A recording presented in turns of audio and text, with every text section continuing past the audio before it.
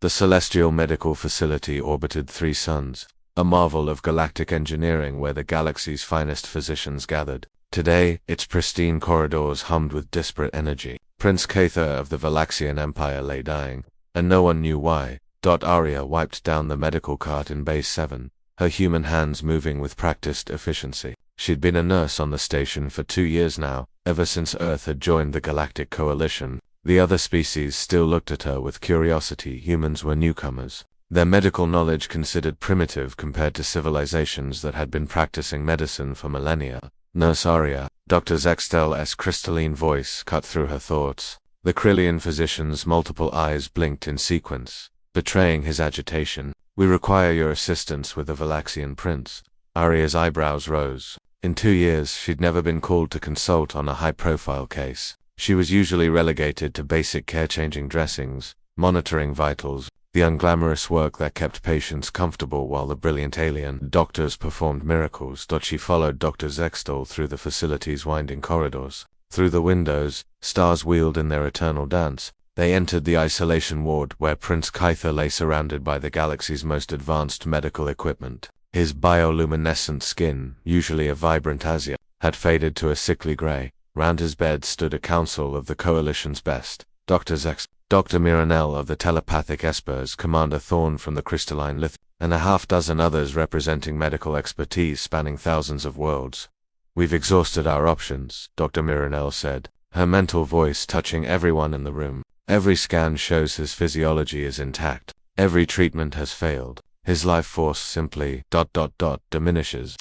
Arya approached the bedside, her trained eyes taking in the prince's condition. His breathing was shallow, his secondary hearts barely pulsing. The monitors showed a body shutting down for no discernible reason. "What are his symptoms?" she asked. "Progressive system failure," Dr. Zextel listed. "Beginning 72 hours ago. No pathogen, no toxin, no injury. He simply began to fade." Arya noticed something the advanced sensors hadn't flagged. The prince's hands trembled slightly, his eyes moving rapidly beneath closed lids. She'd seen this before, not in aliens, but in human patients back on Earth. Has anyone asked him what happened before he got sick? The assembled physicians exchanged glances.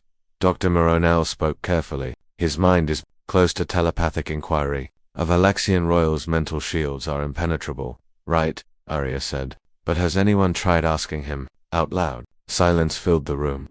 "His condition began after the state funeral," Commander Thorn offered. "His brother, the Crown Prince, died in a shuttle accident."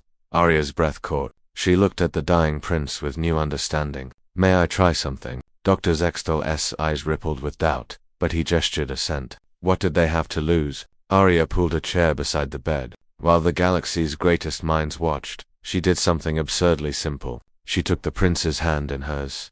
The physicians gasped. Physical contact with Valaxian royalty was forbidden. Their skin secreted compounds that could be toxic to most species. But humans, with their stubborn, adaptable biology, had a surprising tolerance.